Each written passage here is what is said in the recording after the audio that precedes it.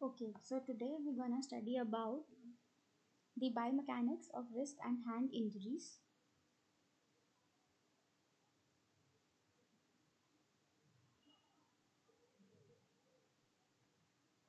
So the first thing which I am taking is the mallet finger. Mallet finger को baseball finger और drop finger भी कहते हैं. Why it is called baseball finger? Because this injury is very common while playing baseball, and drop finger it is called drop finger because of its appearance. अब so maleate finger क्या होती है कि जो हमारा ये DIP जॉइंट है hair, इसके ऊपर क्या हो जाता है, फ्लेक्शन हो जाता है, जिसकी वजह से ऐसा लगता है कि finger is drop down. That is why it is known as drop finger. अब अगर हम नॉर्मली देखें तो यहाँ पे इस जगह पे हमारा एक्सटेंसर डिजिटोरम के जो लेटरल बैंड्स होते हैं वो ज्वाइन होके through named as conjoint rejoint tendon यहाँ पे इंसर्ट हो जाते हैं. ठीक है, तो मेरिट फिंगर में क्या होता है, वो जो टेंडन आता है एक्सटेंसर टेंडन, उसका फाइबर्स टूट जाते हैं, कनेक्शन टूट जाता है, जिसकी वजह से मेलेट फिंगर होती है.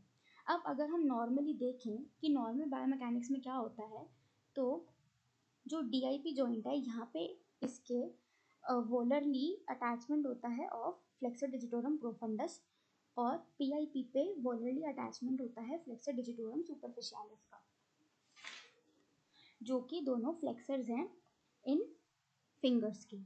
ठीक है, अब क्या होता है DIP जॉइंट पे, this is the DIP joint. अगर हम यहाँ पे देखें तो जो फ्लेक्शन फोर्स जो FDP लगाता है वो काउंटर बैलेंस कौन करता है, हमारा यहाँ पे प्रेजेंट ही एक्सटेंसर टेंडन.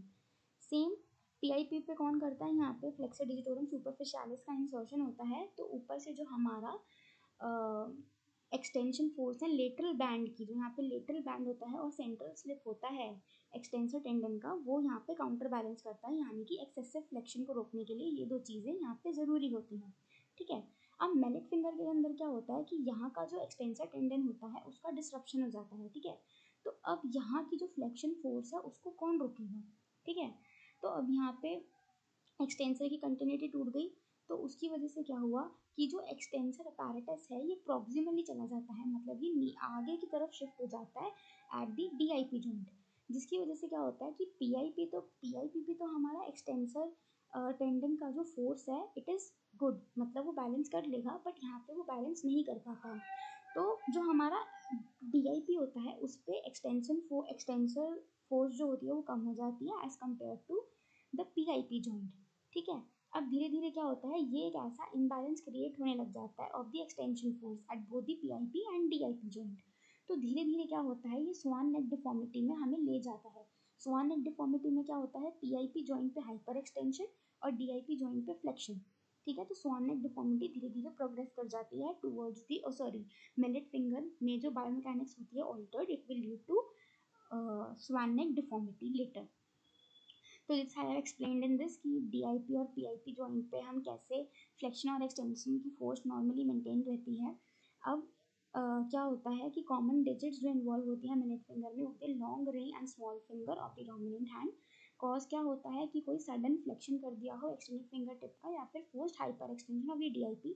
पैथोमैकेनिक्स जो मैंने आपको अभी समझाई कि PIP और DIP जॉइंट पे इम्बैलेंस हो जाता है ऑफ द एक्सटेंसर फोर्स, जिसकी वजह से लेट स्वान नेक डिफॉर्मिटी भी आ सकती है. And these are the two reference articles. हाँ, ये रहा एक्सटेंसर टेंडन जो है यहाँ पे उसका डिस्ट्रक्चर हो जाता है, ये डिस्टल फैलेंस है, ये रप्चर हो गया. कभी कभी ये जो रप्चर होता है ये एवल्जन इंजरी के साथ होता है, मतलब कभी कभी बोन भी का एक छोटा सा पार्ट टेंडन के साथ पुल आउट हो जाता है. देन आता है हमारा आर ए में पाल्मर सबलक्सेशन. तो अगर हम नॉर्मल इसका बायोमैकेनिक्स देखें तो मैं आपको यहाँ से बताती हूँ. ये जो अपर पार्ट दिख रहा है आपको a figure, this is the normal mechanics of the MCP joint. इसमें क्या होता है कि जो हमारे लॉन्ग फिंगर फ्लेक्सर्स होते हैं that is flexor digitorum profundis and flexor digitorum सुपरफिशियालिस, वो यहाँ से जाते हैं वोलरली पाल्मरली, जहाँ पे होता है हमारा एक A1 पुली. ठीक है, जो उनके लिए पैसेज बनाता है उनको भेजने के लिए. तो ये दोनों टेंडन इसके अंदर से पास होते हैं, ये दिस इज द A1 पुली. ठीक है, इसके अंदर से पास होके ही आगे चले जाते हैं और ये अपनी अपनी साइड पे अटैच हो जाते हैं. ठीक है, तो नॉर्मली क्या होता है कि जैसे हम फिंगर फ्लेक्शन करते हैं तो ये जो A1 पुली होती है ना, इस पर एक बोस्ट्रिंग फोर्स आती है, ठीक है। बट क्योंकि जो हमारा कनेक्टिव टिश्यू होता है यहाँ पे, ठीक है, कोलेटरल लिगामेंट, पाल्मर प्लेट और ये जो A1 पुली होती है, इसके अंदर जो इलास्टिसिटी होती है वो क्या करती है कि इस बोस्ट्रिंग फोर्स को वो काउंटरएक्ट कर देती है, ठीक है, इन द अपोजिट। अगर मैं आपको बना के दिखाऊँ तो इन दी अपोजिट डायरेक्शन, ठीक है। तो ये जो टेंडन होते हैं जो पास कर रहे हैं, ये अपनी जगह पे ही रहते हैं, ठीक है। अब क्या होता है, क्योंकि आरए के अंदर क्या होता है, बिकॉज ऑफ क्रॉनिक साइनोवाइटिस, क्योंकि जो यहाँ पे देखो मैंने कॉज लिखा हुआ है, क्योंकि वीकनिंग हो जाती है कनेक्टिव टिश्यू की because of chronic synovitis which is a trademark of RA. तो उसकी वजह से ये जो एक्शन होता है जो मैंने आपको अभी दिखाया, ये वो अपर वाला, ऊपर जो एरो जा रहा है काउंटर एक्ट करने के लिए बूस्ट एंडिंग फोर्स को, वो नहीं हो पाता। तो उसकी वजह से क्या होता है, ये जो कोलेटरल लिगामेंट होते हैं यहाँ पे, इसका ये इतने स्ट्रेच हो जाते हैं कि इनका टियर हो जाता है, ठीक है। तो उसकी वजह से क्या होता है कि मेटाकार्पल तो वहीं रह जाता है, बट जो हमारा प्रॉक्सिमल फैलेंस होता है ना, वो आगे की तरफ शिफ्ट हो जाता है बिकॉज ये जो टेंडेंस पास हो रहे हैं FDS और FDP के, वो उसे आगे की तरफ बोस्ट्रिंगिंग फोर्स के लिए फोर्स करते हैं। तो इसके ऊपर स्ट्रेस पड़ता है, खिंचाव पड़ता है, तो ये एक पॉइंट पे आके लॉन्ग स्टैंडिंग आगे के अंदर टूट जाता है।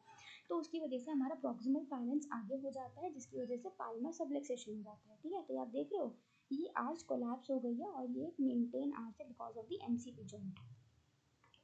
Then comes the MCP joint in R A the ulnar drift. अब अल्नर ड्रिफ्ट के अंदर नॉर्मली मैं आपको बताऊँ क्या होता है कि जैसे मान लो ये मेरी इंडेक्स फिंगर है, ठीक है, अगर ये अल्नरली डेविएट कर रही है, ठीक है, तो जो एक्सटेंसर डिजिटोरम कम्युनिस का टेंडन है वो भी अल्नरली डेविएट होता है, ठीक है। वही बोस्ट्रिंग इफेक्ट करता है यहाँ पे। बट जो यहाँ पे रेडियल साइड के लिगामेंट्स होते हैं, जैसे कि रेडियल कोलेटरल लिगामेंट, ठीक है, जिसके दो पार्ट्स होते हैं, एक्सेसरी एंड वन मोर, तो वो क्या करते हैं, इसको इसकी बोस्ट्रिंग को काउंटर एक्ट करते हैं, ठीक है, जो रेडियल साइड पे चीज़ें हुई हैं, तो वो इसको बोस्ट्रिंगिंग मीडियली साइड की तरफ ज़्यादा नहीं जाने देंगे, ठीक है।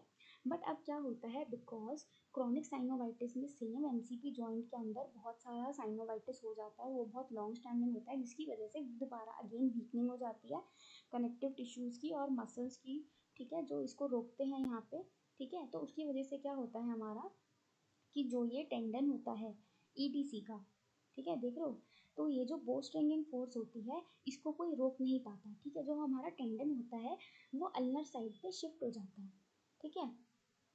अब टेंडन हमारा अल्नर साइड पे शिफ्ट हो जाता है, तो ये जो हमारी फिंगर्स हैं, तो जब भी हमारा EDC यानी कि एक्सटेंसर डिजिटोरम जब भी हमारा एक्टिवेट होगा, वो हमेशा अल्नरली डेविएट करेगा हाथ को बजाय एक्सटेंशन कराने के, क्योंकि वो अब साइड में आ गया है। तो ये होता है इन दी अल्नर ड्रिफ्ट। यहाँ पे आप देख सकते हो, allowing the proximal phalanx to rotate and slide ulnarly, ठीक है। तो अब यहाँ पे क्रॉनिक साइनोवाइटिस हो गया, ठीक है, जॉइंट के अंदर, जिसकी वजह से क्या होगा कि अब EDC का टेंडन साइड में आ गया, तो उस वजह से जॉइंट तो मेंटेन रह नहीं पाया, अब टेंडन की फोर्स लग रही है टुवर्ड्स द मीडियल साइड, तो ये जो प्रॉक्सिमल फैलेंस है ये मीडियली आ जाएगा और जो रेडियल साइड की हमारी चीज़ें होंगी वो स्ट्रेच पे आ जाएंगी और वो टॉन भी हो जाएंगी। अब हमेशा अल्नर ड्रिफ्ट और पाल्मर सबलक्सेशन हमेशा साथ में क्यों होता है, जैसे आप देख रहे हो कि यहाँ पे पाल्मर सबलक्सेशन भी है और अल्नर ड्रिफ्ट भी है, फिंगर्स जो है वो मीडियल साइड को आ रही हैं। तो ऐसा क्यों होता है, क्योंकि क्या होता है कि जैसे अल्नर डेविएशन हुआ, ठीक है, अब ये अल्नर डेविएशन हुआ फिंगर्स का, ठीक है। तो अब यहाँ पे इमेजिन करो एक और मेटाकार्पल है और यहाँ पे प्रॉक्सिमल फैलेंस है, तो मेटाकार्पल के दो, जैसे आई जस्ट ड्रॉ इट, जैसे यहाँ पे एक और मेटाकार्पल है हेयर, तो ये जो टेंडन होता है ना, ये डिस्प्लेस होते होते इन दो के बीच में आ जाता है, इन दो के बीच में आ जाता है, तो क्या होता है कि जो पाल्मर पोजीशन आ जाती है of the extensor digitorum tendon, तो उसकी वजह से क्या होता है कि जो एक्सेस ऑफ रोटेशन होता है वो चेंज हो जाता है और वो पाल्मरली आ जाता है, जिसकी वजह से जो टेंडन होता है वो फ्लेक्शन टॉर्क क्रिएट करता है जॉइंट पे बजाय एक्सटेंशन टॉर्क के, तो जिसकी वजह से पाल्मर डिसलोकेशन जो है वो और बढ़ जाता है, ठीक है। These are the references. Thank you.